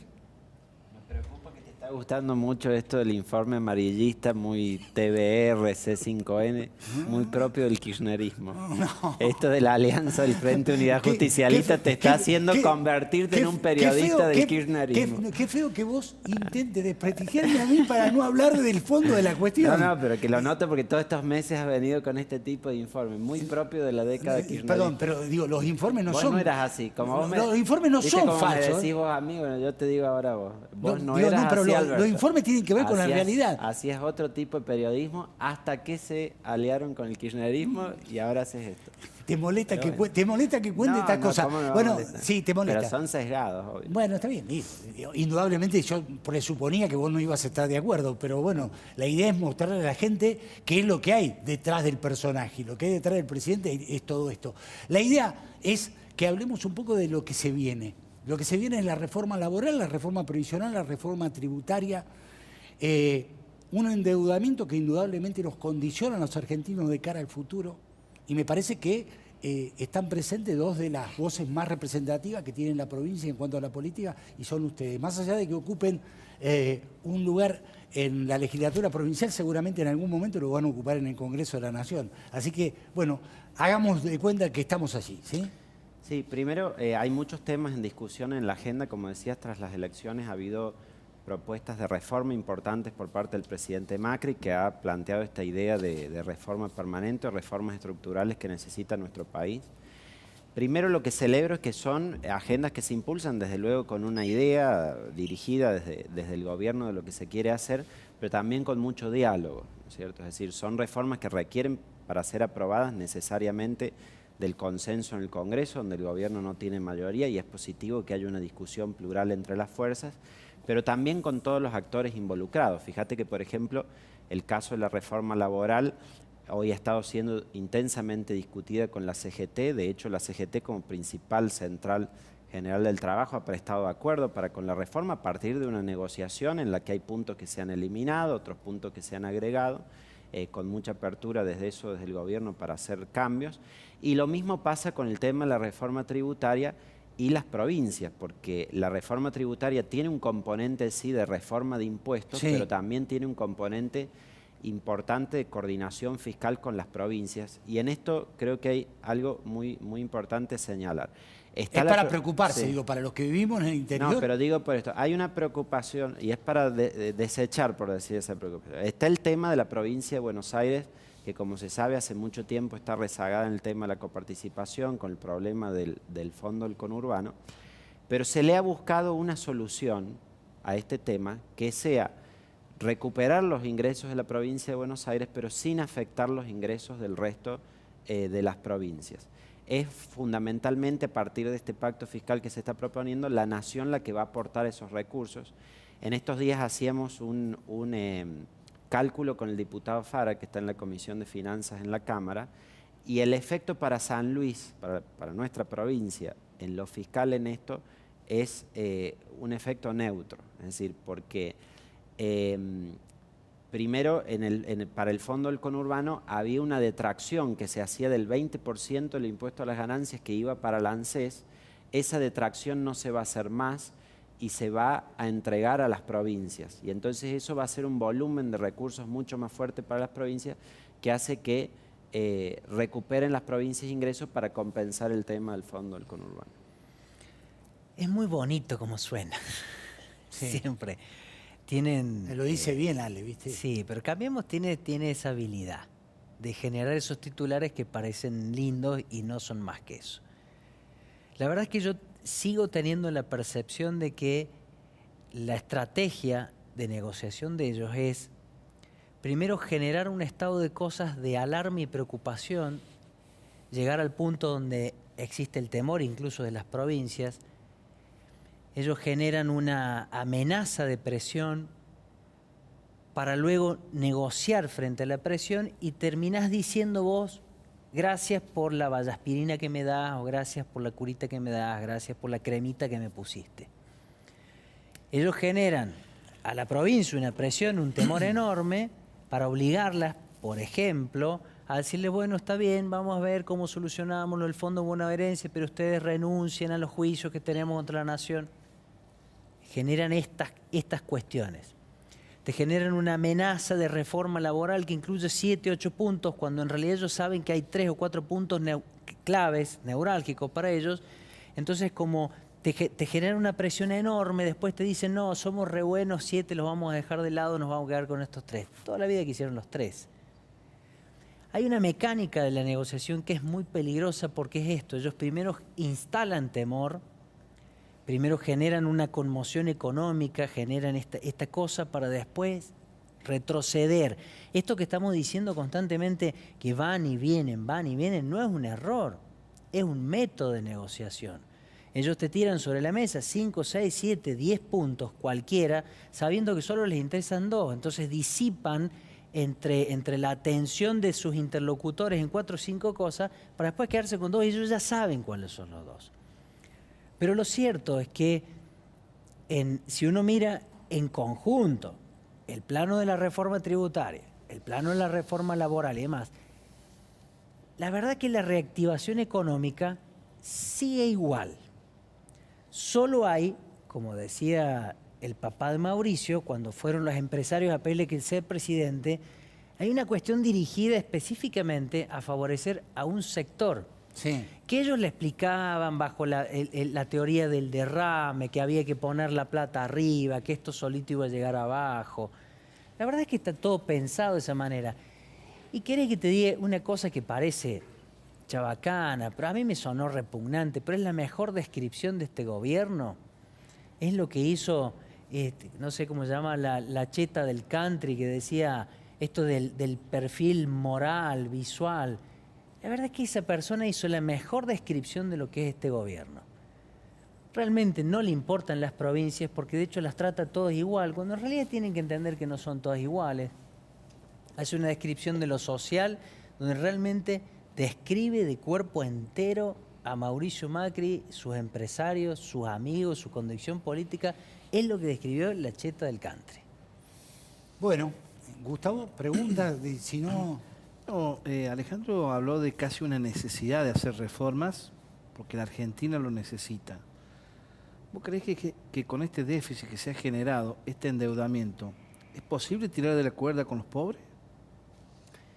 Primero, creo que en atención a lo que decía Lucho, es cierto que es una agenda ambiciosa que se está planteando y de hecho en algunos puntos lo debiera hacer aún más o necesitamos reformas más fuertes. El asunto es que el gobierno está bien atento a lo que es posible implementar en la práctica, por eso es que busca hacerlo gradualmente y por eso es que busca realizar consensos. Fíjate por qué la necesidad de lo que me preguntas. Fíjate, por ejemplo, en el orden fiscal nosotros tenemos un déficit muy importante. Lo tiene la nación y lo tienen las provincias en su conjunto. Esto se busca atender. Pero hay medidas que vienen hace largo tiempo siendo reclamadas. Por ejemplo, el hecho de que el impuesto al cheque baje o pueda ser tomado a cuenta el pago de ganancias, el hecho de que se grave la renta financiera, que es algo largamente pedido y que se introduce en esta reforma. También que tenemos impuestos al trabajo que son muy gravosos. Acá paga lo mismo en porcentaje un salario de 7.000 pesos que uno de 80.000 pesos. Eso no tiene ninguna progresividad. Entonces, de hecho, que los impuestos al trabajo para los salarios más bajos sean más bajos que para los salarios más altos me parece algo razonable en un país que tiene costos laborales muy altos que no tienen que ver con el salario que tiene la persona en sí, sino con todos los otros costos asociados al sistema laboral y que nos resta competitividad. Y eso es lo que se está buscando restaurar. Después, lo que se le ha pedido también en esfuerzo a las provincias es que todas las provincias, y eso incluye a San Luis y a todos los demás distritos, porque es la forma que tienen de recaudar, su principal impuesto es el impuesto a los ingresos brutos, que es un impuesto sumamente distorsivo. La ley de coparticipación establecía que había que eliminar los impuestos a los sellos, prácticamente ninguna provincia lo eliminó, San Luis tampoco, entonces cualquier transacción que se hace cobra impuestos a los sellos. Entonces lo que le está pidiendo ahí a las provincias es decir, fíjense de recaudar de otras maneras, como puede ser con los impuestos patrimoniales, con bienes personales y demás, que no haga que haya una afectación tan profunda sobre la actividad económica. Tenemos una necesidad de hacer reformas para poder hacer que la actividad económica respecto a la caracterización que acaba de hacer Lucho, que tiene que ver un poco con todo, porque vos te estás refiriendo a la reforma tributaria, pero él avanzó sobre la reforma laboral, que es un hecho. De hecho, vos mismo diste cuenta de las negociaciones que se están estableciendo con los distintos gremios, con la CGT, yo también lo sé. Es decir, la reforma previsional, que es algo que indudablemente no podemos soslayar porque va a afectar de manera directa, porque además están estableciendo una metodología en cuanto a la forma de aumentar la jubilación, que va a ser distorsiva y que va a ir en contra precisamente de lo que van a recibir los jubilados, que va a ser menos, inexorablemente va a ser menos, de lo que debería ser si consideramos como está estipulado hoy. Lo que pasa es que esta visión que transmiten de que el gobierno está en contra de los pobres o que busca perjudicar, ciertamente yo no la comparto, pero me parece que las políticas en la práctica demuestran que es falsa. Por ejemplo, en el tema de los jubilados, el gobierno hizo la ley de reparación histórica que permitió que cientos de miles de jubilados cobraran los juicios que por años no se le estaban pagando en el kirchnerismo. Cristina Kirchner, que fue la que vetó el 82% de la jubilación móvil, de la jubilación mínima, Pero la reparación histórica es una simplificación lo que vos estás haciendo. No es una simplificación, fue una enorme transferencia de pero recursos pero lo hacia los jubilados. Lo está definiendo bajo una simplificación. La reparación histórica implica otras cuestiones. Lo que te digo es una medida concreta que hay. Ahora completo esto y lo dejo. Estoy hablando de una medida concreta en la que 500.000 de juicios había de jubilados que no cobraban sus haberes como marcaba la Corte Suprema, que el kirchnerismo no se los pagaba, de un gobierno que había vetado, como digo, el 82% móvil a la jubilación mínima, y ahora vino un gobierno y buscó los recursos, lo hizo también a través del blanqueo, ¿no? Pero buscó los recursos para poder asignarle a esos jubilados que cobraran el dinero. Entonces, eso es verdaderamente una reparación. Siempre hay detrás un metamensaje. Cuando ellos tenían la necesidad de decirle a sus amigos, che, muchachos, traigamos la plata, encontraron una excusa social, que era la de la reparación histórica, para decir, miren, nosotros tenemos afuera un montón de plata. Démosle algo a los jubilados como para tener la excusa de decir, che, qué buenos y qué generosos que somos los empresarios que vamos a traer de vuelta la plata a la Argentina para pagar a los jubilados. Este es el peligro con el que se conducen. Fíjate lo que está pasando ahora, incluso con el tema de los bonos, los mensajes que digo que son peligrosos. Parte de la reforma laboral que ellos pretenden, que incluso que es bajar las escalas de indemnización por despido, incluso eliminar algunos de los rubros que con normalidad y habitualidad se pagaban para formar la masa de indemnización, que en muchos casos hasta judicialmente se habían incluido aquellos bonos que permanentemente el trabajador daba. El Estado Nacional, fíjate que sale a decir no voy a pagar el bono, como una manera también, en este caso yo estoy mirando que asume una presión política, es decir, no pago el bono, pero en realidad es para que no haya presión sobre los empresarios y se vean obligados a pagar bono. Porque el mensaje, no, como la nación no paga bono, sus amigos, los empresarios, van a decir yo no pago bono, si la nación no paga. Si el Mauri dice que está todo bien, que la inflación no es nada, ¿por qué voy a pagar yo el bono? Entonces fíjate cómo todo está dirigido a encontrar ese objetivo. Y lo más curioso es que dicen, no hay inflación, pero ya anunciaron que para diciembre aumenta el gas el 48%. Para todos los residentes que nos están viendo, el 48%. Entonces dicen, no hay inflación, los argentinos no necesitan el bono. Yo sé que el bono no forma parte del salario, pero es un gesto de compensación. No le podés decir a la Argentina, después de todo el ajuste que ha hecho el Mauri, decirle que no necesitan el bono. Entonces, digo, tienen un discurso ¿Qué opinión que te merece el tema ese? Sí, primero tiene que ver con lo que había planteado Gustavo. El país vive de prestado hace tiempo y entonces nosotros haríamos demagogia frente a la población si creemos que todos los años podemos seguir endeudándonos. Es decir, heredamos de Cristina Kirchner el déficit más alto de la historia de la recuperación democrática. Seguimos con el mismo nivel de déficit, pero es decir, tenemos un Estado que vive de prestado. Y entonces eso obviamente que lo tenemos que solucionar. Es decir, el gobierno tiene como un objetivo que es resolver el déficit fiscal, pero lo quiere resolver con deuda. No, Digo, es una locura. Yo lo que te quiero decir es esto, Alberto, en general. Tenemos problemas muy graves pero en la coincidís Argentina. con esta caracterización porque es así. Digo, es decir, Sí, había deuda en el 2015. Nos endeudó en 100.000 millones de dólares durante 20 meses y tiene previsto 48.000 La más. deuda no es nueva. El país hace años se viene endeudando. Pero ahora lo no. que te quiero decir es que tenemos un país que tiene problemas graves. Uno es el de la deuda pública que tiene la Argentina, que no hubo desendeudamiento, porque si teníamos más de 200.000 millones de dólares de deuda, 8 puntos de déficit del PBI cuando se fue el anterior presidente, entonces un problema de endeudamiento grave. Tenemos un problema laboral gravísimo. 4 de cada 10 trabajadores están en negro, no tienen aporte jubilatorio, no tienen obra social. En San Luis pasa lo mismo, 4 de cada 10. Y entonces es como que decimos, no, el sistema laboral nuestro que tenemos, que quede como está todo bárbaro cuando tenemos el 40% de los trabajadores en la informalidad.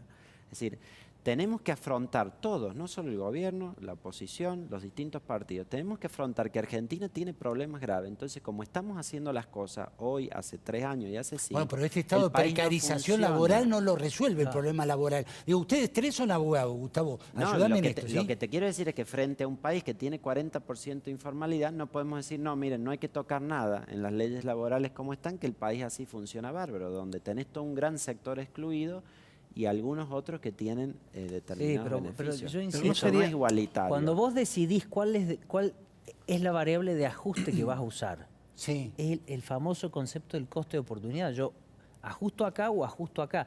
El problema es la elección de dónde ajustan ellos. Porque sí, ahora estamos introduciendo la renta financiera, porque hemos sacado los subsidios a la clase alta. Eso es lo que hemos hecho. Eso es lo que está haciendo el gobierno. Por eso digo, es sesgado decir que está en contra de los... A ver, ahora, Alejandro, respecto al tema laboral, que es un tema, como vos decís, grave, ¿no sería mejor aflojarle por el otro lado que bajar los aportes patronales? Los impuestos al trabajo, Gustavo, desalientan la contratación de los trabajadores. Fíjate lo que te decía, el impuesto a las ganancias es progresivo según el nivel de ingreso que tenés. Los impuestos al trabajo no. Es decir, vos cobras un salario de 7.000 pesos y pagás 27 puntos de impuesto al trabajo. Vos cobras un salario de 80.000 pesos y pagás el mismo porcentaje de impuesto al trabajo. Si nosotros logramos reducir los impuestos al trabajo para los salarios más bajos, eso baja el costo laboral para los empleos más regulares, más normales, y eso favorece la contratación. Me parece una medida adecuada. Yo preferiría subir el impuesto a las ganancias para los salarios más altos, que suele ser algo problemático en la Argentina, y conservar que los salarios más bajos paguen menos impuestos. Porque si yo tengo aportes enormes a los trabajadores que cobran salario mínimo, y por supuesto eso va a resentir el empleo. Digo, yo lo que tengo claro es que... Me parece muy progresivo y en favor de los salarios más bajos. Hay una sociedad que está... hay mucha gente que está realmente preocupada frente a todo este escenario, ¿sí? Cada uno desde donde le toca, desde aquellos que están jubilados o se van a jubilar, el tema de la reforma previsional los tiene movilizados, los trabajadores también. Bueno, vos estabas hablando de todo lo que implica la reforma tributaria que están planteando, que indudablemente hay que aceitarla muy bien, porque si no va a haber sectores que van a ser absolutamente afectados y otros absolutamente beneficiados. Puede ser muy inequitativa, ¿sí? Por lo tanto, digo, estamos frente a un escenario que es bastante complejo, ¿sí?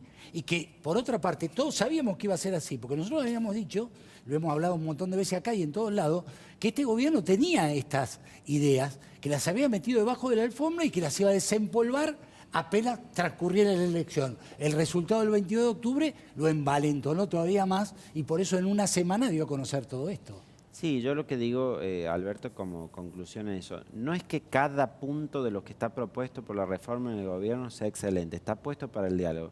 Pero sí está claro cuáles son los objetivos de la agenda que está planteando, que son simplificar nuestro sistema fiscal, reducir la presión tributaria, que es de las más altas en toda América Latina, hacernos un país más competitivo para que económicamente podamos tener un mejor desempeño, que haya más contratación de empleo en un país donde tenemos una altísima informalidad y que haya mayor coordinación fiscal con las provincias y responsabilidad. Esos son los objetivos. Te cambio de tema, te meto en el tema local. ¿Qué evaluación haces del resultado del domingo en la municipalidad o en la ciudad de San Luis? Bueno, primero creo que esperaba que fuera una elección distinta en cuanto a que iba a haber 3 fuerzas presentes. En las elecciones en agosto y en octubre tuvimos una fuerte polarización entre los 2 grandes frentes que hubo, Unidad Justicialista y Avanzar y Cambiemos por San Luis. Ya anticipábamos que el municipio iba a tener otro protagonismo en la elección municipal. Salió tercero, obviamente, y eso creo que es mala noticia para el oficialismo municipal, porque siguieron siendo las 2 fuerzas principales las que salieron primero y segundo, y el municipio quedó relegado, lo cual compromete, por supuesto, la gestión. En cuanto a la elección en sí, también hago algunas reflexiones. Creo que es muy positivo que hayamos repetido la experiencia del voto electrónico. Me parece que hay que extenderlo a la provincia, como se ha hablado, y a todo el país también, como es la intención del presidente. No es bueno que votemos tantas veces. Me parece que lo del domingo fue una muestra de que la ciudadanía estaba cansada también de ir a votar, la participación fue baja, tuvo que ver con que ya era otra vez más ir a la elección. Hay que terminar con esta especulación de los gobernantes de convoco la elección según el día que me conviene a mí para mi gobierno municipal o provincial. Creo que hay que hacer como tiene la nación, una ley donde se establece la fecha de las elecciones y es para siempre, y en lo posible hacer que los ciudadanos tengan que ir una sola vez y no 3, 4 o 7 como suele pasar en algunos años. ¿Implosionó el Frente Cambiemos? No, para nada. Es decir, nosotros tuvimos un resultado en octubre, volvimos a hacer la segunda. Porque se están echando culpas, ¿sí?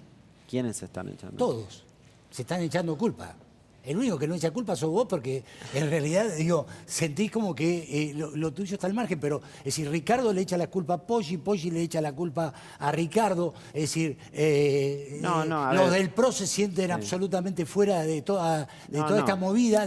Primero, creo que fue un frente que ha tenido un desempeño muy importante porque al lograr unir la oposición obtuvimos cerca del 45% de los votos. Por supuesto, hay análisis y cuestionamientos no entre dirigentes, sino como frente de qué pasó entre la elección primaria y la general para el cambio de resultado.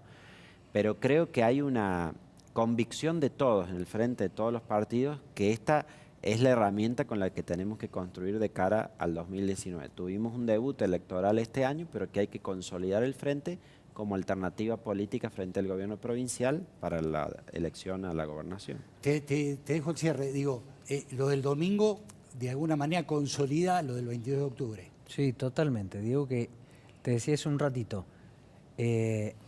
consolida o continúa con un estrechón de manos, un sistema de confianza que tiene el ciudadano con nosotros, que sabe en definitiva quién lo protege. Esa es la definición, sabe quién lo protege.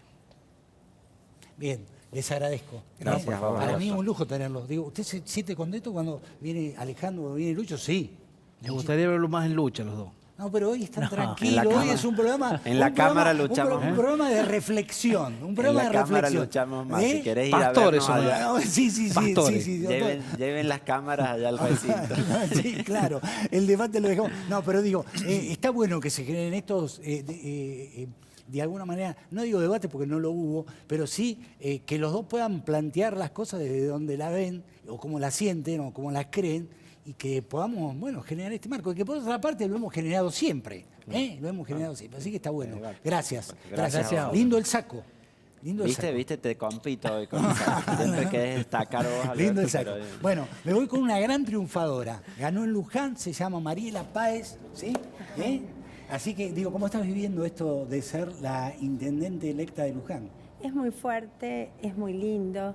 Yo disfruto por sobre todas las cosas por Luján, por la gente de Luján, porque Luján la gente está esperanzada y quería un cambio y evidentemente el pueblo logró pronunciarse. Sí. Y bueno, me alegra mucho poder representar al doctor Adolfo, al doctor Alberto desde ya, con el acompañamiento, como siempre, también el doctor Carlos Arnese, y el agradecimiento profundo de una respuesta tan clara, tan leal, como lo ha hecho el pueblo de Luján.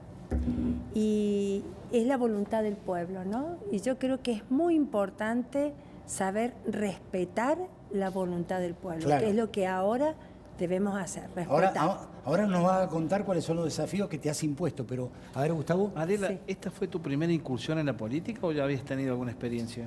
Yo ya había tenido experiencias desde el punto de vista institutivo, o sea, institucional. Yo en realidad estuve en Ministerio de Educación, de Hacienda, cuando estaba el señor, el gobernador Adolfo en su momento. Y bueno, siempre estuve con los proyectos y la ayuda con la gente. Y en cierta forma es política, es colaborar, es ayudar. También estuve al frente de la gerencia del Hotel San Luis, de Luján, de las 14 hosterías en 1996. Fue una experiencia muy linda. Y sí, siempre estuve excursionando, sí. ¿Con qué te encontraste? O digo, ¿con qué crees que te encontraste? No, porque todavía no asumiste. Es decir, pero yo tengo entendido que el amigo Hernán Gatica está pateando todo para adelante. Por lo tanto, me parece, digo, las obligaciones te vas a encontrar con una situación bastante compleja. Digo, ¿cómo te lo imaginás? ¿O ya sabés? ¿Has hablado con él? ¿Te ha posibilitado ver las cosas? ¿Cómo es la situación? Sí, en realidad lo que yo veo que Luján en el famoso puerta a puerta, que fue fantástico, el conocer a la gente, sí, el saber escuchar, y creo que eso me ha llevado a ser el producto de lo que es hoy, que es la respuesta de un proyecto, que ese proyecto lo formulé con la escucha de la necesidad de urgencia de cada uno de la gente de Luján. Y lo importante de todo esto era la necesidad que tenemos, que es el agua. Claro. Uno de los proyectos más importantes, que es la necesidad, porque somos damnificados en el agua potable. Ajá. Hace más de 8 años que no hay agua potable en Luján. Y también tenemos la caída de un dique tan bello, tan importante, porque si bien sabemos que tenemos un cordón central brillante que sale de Capital, toma departamento Belgrano, departamento Ayacucho y Pringles, y por el recalentamiento global pasó de alto un dique que era previsto para poder lograr evitar la inundación, claro, que se podría haber mantenido, cuidado, y no se hizo. Entonces tenemos que recuperar el dique, recuperar las acequias y recuperar lo que es la personalidad de Luján, o sea, que es los naranjales. Para eso es muy importante dejar, o sea, ante esta especulación financiera, tratar de regresar a lo que es la producción. ¿Por qué especulación financiera? Y porque es importante de que dejemos de especular, sino que vayamos a lo que es la producción y el trabajo, crear la cultura del trabajo de Luján. Y de esa manera es recuperar la personalidad de Luján, sí, que es el trabajo de los frutales, el trabajo agrícola, y que necesitamos el agua. Claro. El agua. A ver, Gustavo. ¿Has podido acceder, digamos, al estado de cuenta de la municipalidad, digamos, de la actual gestión?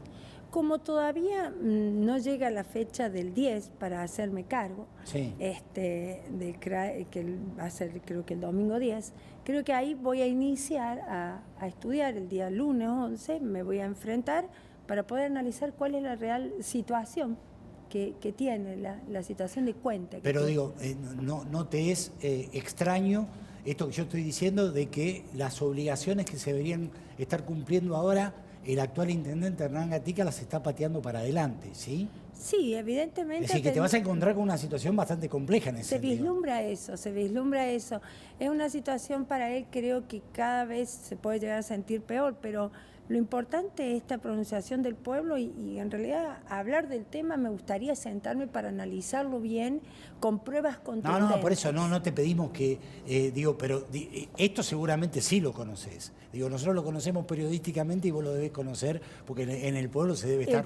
Tal cual, Alberto, sí. El pueblo, una de las cosas que pidió es eso, o sea, que se esclarezca qué pasó, por qué esta desidia, por qué este dolor y por qué un Luján tan gris. Un Luján muy gris, un Luján muy triste, que los ánimos realmente habían decaído y ven como una estrellita de luz y yo me comprometí a devolverle la sonrisa. Es fuerte lo que está diciendo, Es ¿no? muy fuerte, es muy triste. Realmente a mí me llegó al alma ese 1 de marzo del 2015.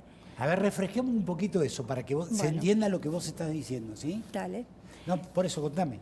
Sí, en el 1 de marzo del 2015 yo estaba regresando de unas tareas que tengo en una clínica en Córdoba y me encuentro con el desastre de una gran inundación que devastó. Y hoy por hoy, bueno, en ese momento la desesperación, la desolación de que no hubo ayuda desde el Ejecutivo de ese momento del pueblo, Ejecutivo del pueblo, es decir, de Gatica. Sí. Y el pueblo no vio respuesta y quedó un Luján que ya venía ya averiado, que es un Luján muy triste, un Luján sin agua, un Luján que tenemos sin luz, un Luján que la zona rural está totalmente postergada.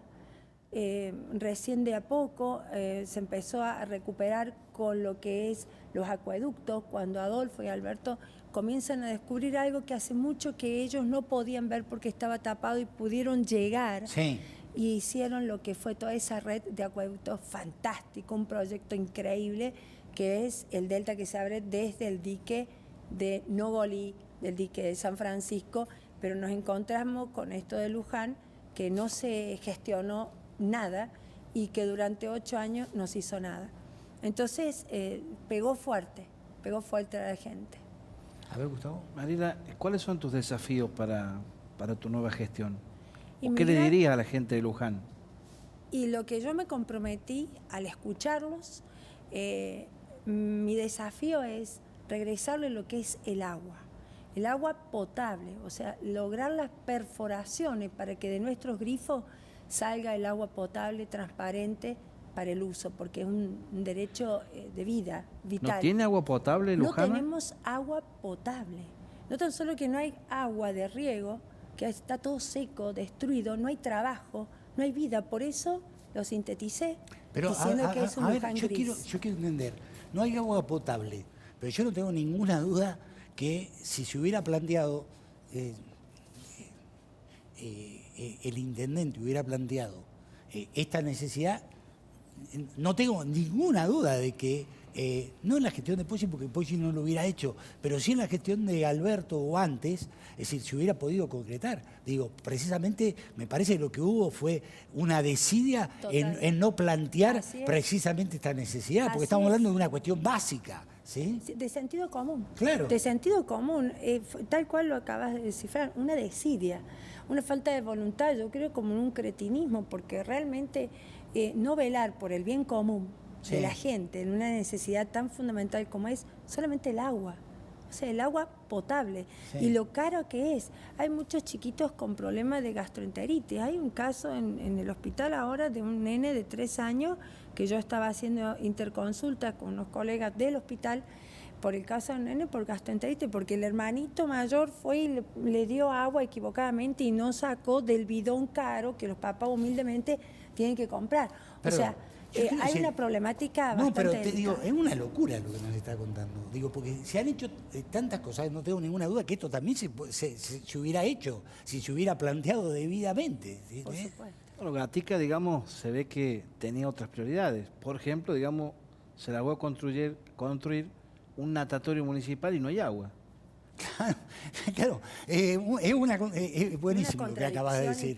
¿Sí? Es una contradicción absoluta. Un natatorio que necesita agua y la gente no tiene agua para tomar. Una locura. No, lo más grave también que tenemos la planta potabilizadora, que depende del municipio, y que en la planta potabilizadora, que todos somos testigos, hay residuos, hay pescados, ratas muertas, está expuesto a cielo abierto. No te puedo creer. No, sí, es grave. La gente abre las canillas y sale pescado. O sea, literalmente. Y hay una negación que es duro, una situación triste, ¿no? Y cuando la gente demanda de tratar de explicarlo para que se entienda con foto y llamándolo, él lo niega. O sea, pero bueno, ya está. O sea, tenemos que volver a comenzar. No, ya está, por supuesto. Lo que digo es que vos estás haciendo una descripción que realmente es terrible. Es triste, es terrible, es desolador. Es desolador. O sea, es para hacer una película de terror. Tal cual. Mirá vos. Sí, eso está pasando en Luján. Y bueno, yo estoy ayudando de llevar agua, he llevado a toda la zona rural, claro. Gracias a la ayuda de Dani Bassi, con su camión. Comenzamos con un camión de menos litros, ahora tenemos un camión de 20.000 litros.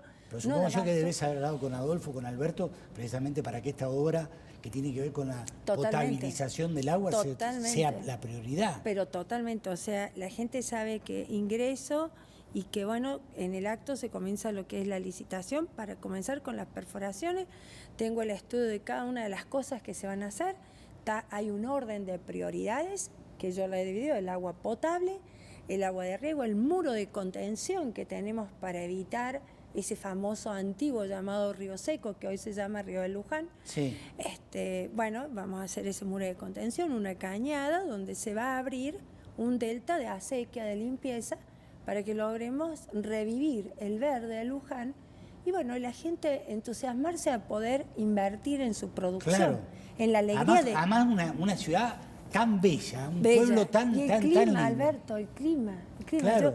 Yo quiero que una vez ya recuperar todo esto, quiero invitarlos para que vean la transformación y recuperar también, que lo hablamos con Adolfo y Alberto, lo que es el centro. Luján es un rectángulo y no tiene centro cívico. Claro. Vamos a tener nuestra plaza, vamos a tener lo que es la perforación, vamos a tener la iluminación, porque estamos viviendo en una oscuridad total. La ruta esa, me encantó, ¿sabes, Alberto, el proyecto que presentó Adolfo hace 3 días atrás, que me dijo: quiero la fiesta del jacarandá, pero para que esté la fiesta del jacarandá voy a hacer que plantes 200 jacarandá y que después continúes y todos los años 200, 300 jacarandá, su proyecto, y se va a llevar a cabo. Y no va a quedar en eso, va a estar la fiesta del jacarandá, claro, amén de la fiesta de la naranja. Claro, ¿no? por supuesto. Que la vamos a hacer el poder de relevancia como corresponde. Pero para eso es necesario que haya el agua. Si claro, no tenemos el agua, claro, no hay nada. Entonces, por eso, ¿cuál es la prioridad? Agua potable.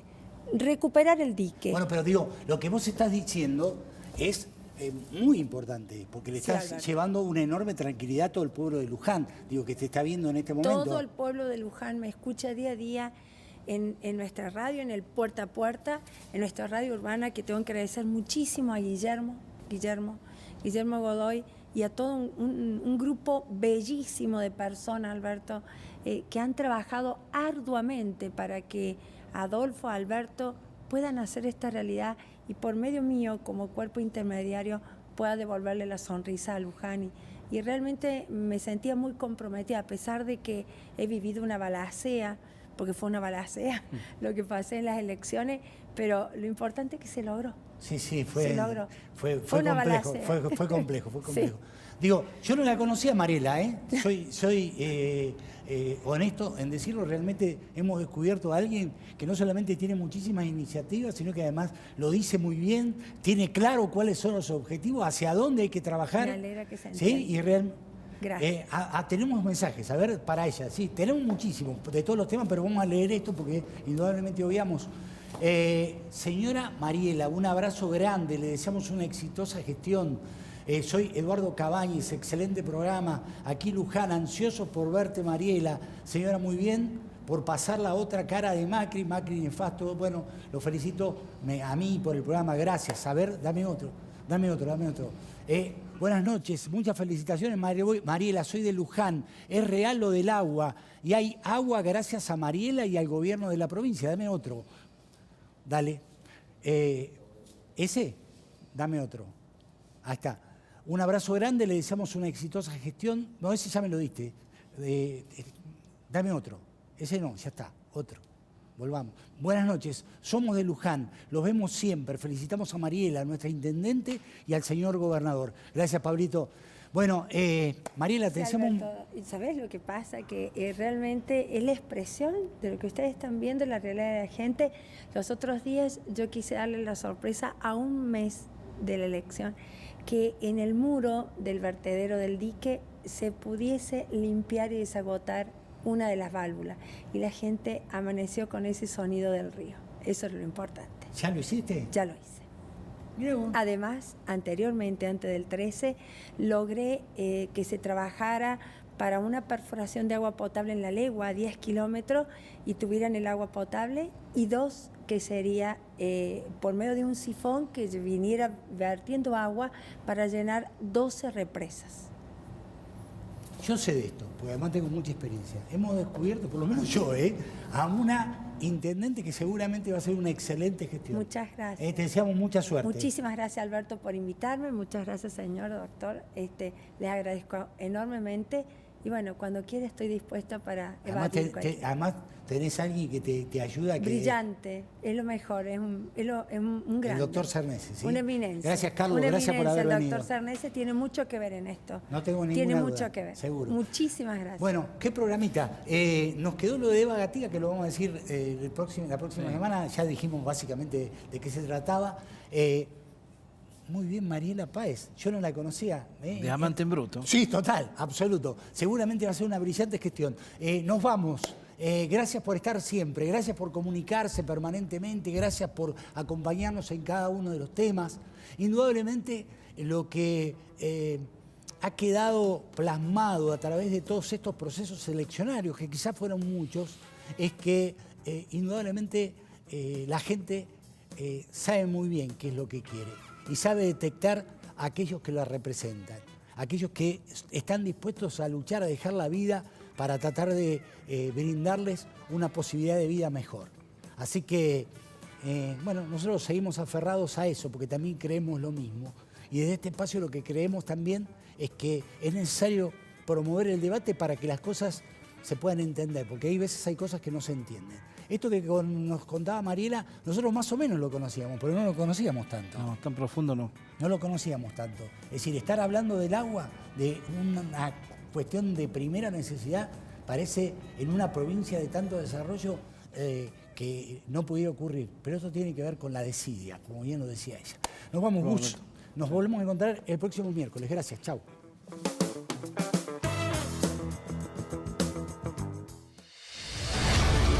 Canal 13. Bien nuestro.